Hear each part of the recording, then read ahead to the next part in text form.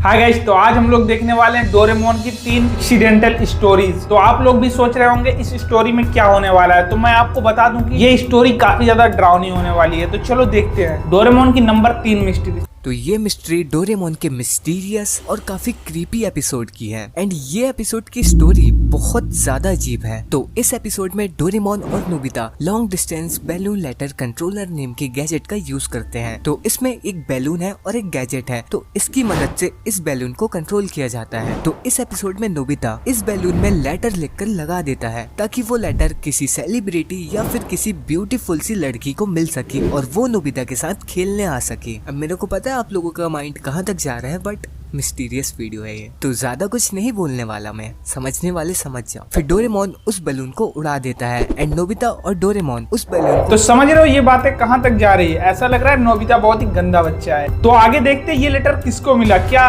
कोई खूबसूरत लड़की को ये लेटर मिला और वो नोबिता के साथ खेलने आई को अपने घर से ही कंट्रोल करते हैं। फिर उसके बाद वो लोग एक दो सेलिब्रिटी तक उस बैलून को पहुंचाते हैं, बट अफसोस की बात वो उन तक नहीं पहुंच पाता। फिर उसके बाद उस बैलून को उड़ते उड़ते सुबह से शाम हो जाती है, लेकिन वो बैलून उड़ता ही रह जाता है और वो बैलून उड़ते उड़ते बहुत दूर तक चला जाता है, बट वो अभी तक किसी को भी नहीं मिला होता। फिर उसके बाद वो बैलून समुद्र के ऊपर उड़ रहा होता है। फिर उतने में ही वो लेटर किसी को मिल जाता है एंड उसके कुछ टाइम बाद नोबिता को भी एक लेटर आता है एंड उसमें कुछ ये लिखा होता है कि मैं तुमसे आधी रात में मिलने आऊंगी। तो ये लेटर देखकर नोबिता को लगता है कि ये जो लेटर है वो किसी सिंड्रेला टाइप ब्यूटीफुल सी लड़की का होगा, इसीलिए वो आधी रात में मिलने बोल रही है। बट डोरेमोन को यहाँ पे कुछ गड़बड़ लगती है, क्योंकि कोई भी लड़की आधी रात को मिलने तो नहीं बोलेगी। लेकिन नोबिता तो ठहरा मेरे मतलब कि नोबिता 15 मिनट पहले से ही उस लड़की पर एक बात तो समझ में नहीं आई, क्योंकि समुद्र के बीच में किसने लेटर ले लिया। लगता है भाई कोई चुड़ैल होगी जो पा गई होगी और नोबिता को भी चिट्ठी लिखकर भेज दी होगी कि रात को मिलना।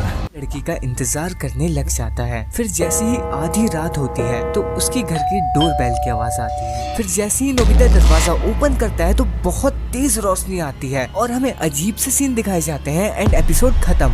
अब आगे क्या हुआ हम जैसे नॉर्मल व्यूअर्स को तो नहीं पता, क्योंकि ये एपिसोड आधे में ही खत्म हो जाता है टीवी में। तो आखिर क्या की वो एलियन नोबिता के साथ अकेले में, क्या वो नोबिता को लेकर चली गई या फिर वो उसके साथ सही में ही खेलने आई थी, और क्या रिएक्शन था नोबिता और डोरेमोन का उस एलियन को देखने के बाद। सो इसका आंसर हम में से किसी को भी नहीं पता और ये सीन इस एपिसोड को बहुत ज्यादा मिस्टीरियस बनाता है। एंड जब मैंने इस एपिसोड को फर्स्ट टाइम देखा था तो अभी क्या हुआ नोबिता के साथ, क्या था ये, यही रिएक्शन था मेरा। तो आप सबने इस एपिसोड को देखा है या फिर नहीं, जरूर से मेरे को कमेंट में बताना मत भूलना। मैंने तो ये एपिसोड नहीं देखा, पर क्या सच में दरवाजे पर एलियन आया था? क्या यूएफओ आके खड़ी हुई थी डोरेमोन के घर के सामने? ये भी अगर वीडियो में दिखाया होता तब हम मान सकते थे कि हाँ एलियन आया है। क्या पता कोई सुंदर लड़की टॉर्च मार रही होगी। मिस्ट्री नंबर 2, अब इसमें क्या है, लगता है कोई भूत वाला सीन।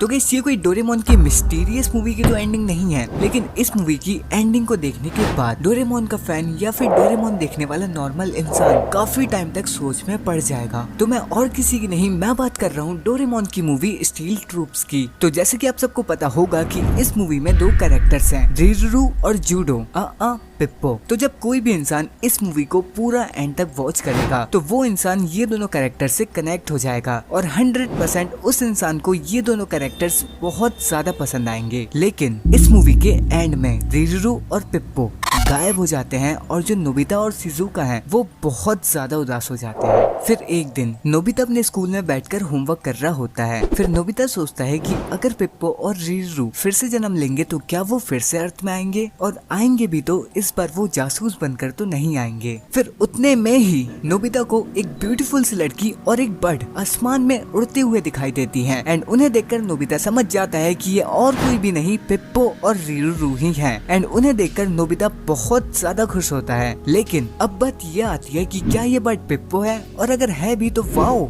वो बड़ा हो गया है। लेकिन क्या रिरुरू और पिप्पो नोबिता एंड बाकी सबको जानते हैं?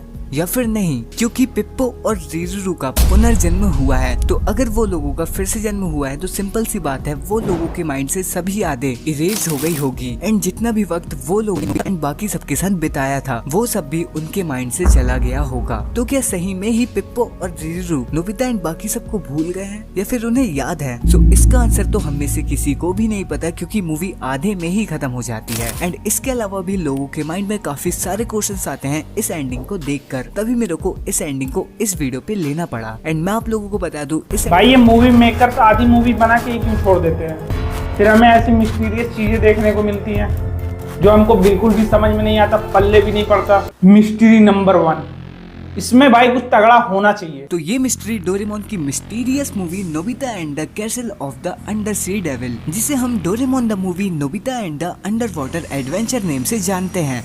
तो ये घटना मार्च 1531 की है। तो एक शिप सेंटा फ्लेमिंगो नेम की, उसके अंदर का मार्च 1531, 4 सदी निकल चुकी है तब से, 4 या 5 सदी निकल चुकी है। फिर सारे सोने को रखा गया। फिर उसके कुछ टाइम बाद वो शिप वहाँ से निकल गया। फिर उसके 2 दिन बाद उस शिप को काफी बड़े तूफान का सामना करना पड़ा, लेकिन वो शिप उस तूफान के सामने ज्यादा देर तक नहीं टिक पाया और वो शिप वहीं पर ही डूब गया, वो भी एक रहस्यमय तरीके से। फिर उसके कई सालों बाद ये शिप रिसर्चर्स को मिली बरमूडा सी में। फिर उसके बाद वो लोग बहुत ज्यादा खुश हुए, क्योंकि ये करोड़ों की शिप थी एंड ये वो लोगों के लिए बहुत बड़ी रिसर्च थी। लेकिन उसके बाद आई डोंट नो कैसे ये शिप अपने आप ही गायब हो जाती है और ये खबर पूरे जापान में फैल जाती है। फिर उसके कुछ दिन बाद एक शिप अपने काम से कहीं जा रही होती है कि उतने में ही वो लोगों को सिग्नल मिलता है कि उनकी तरफ एक शिप आ रही है, वो भी बहुत तेजी से। फिर उसके बाद वो लोग उस शिप से कांटेक्ट करने का ट्राई करते हैं बट नहीं हो पाता। फिर उसके बाद उन्हें उस शिप की आवाज आती है। फिर उसके बाद वो लोग देखते हैं कि ये शिप और कोई भी नहीं, सेंटा फ्लेमिंगो शिप ही है एंड उसे देखकर वो लोग बहुत ज्यादा डर जाते हैं। तो अब बात ये आती है कि आखिर ये शिप तो कबाड़ बन चुकी है, तो ये लोगों को चलते हुए कैसे दिखाई दे रही है और इसे चला कौन रहा है? तो ये शिप हमें मूवी में देखने को मिलेगी और एकदम से गायब हो जाएगी एंड इस शिप के बारे में हमें इस मूवी में ज्यादा कुछ बताया भी नहीं गया है। तो इस एक शिप के कारण ये पूरी मूवी एक मिस्टीरियस मूवी में बदल जाती है और अभी तक की किसी को भी नहीं पता कि आखिर ऐसा हो क्यों रहा है। मुझे तो एक बात नहीं समझ में आई कि ये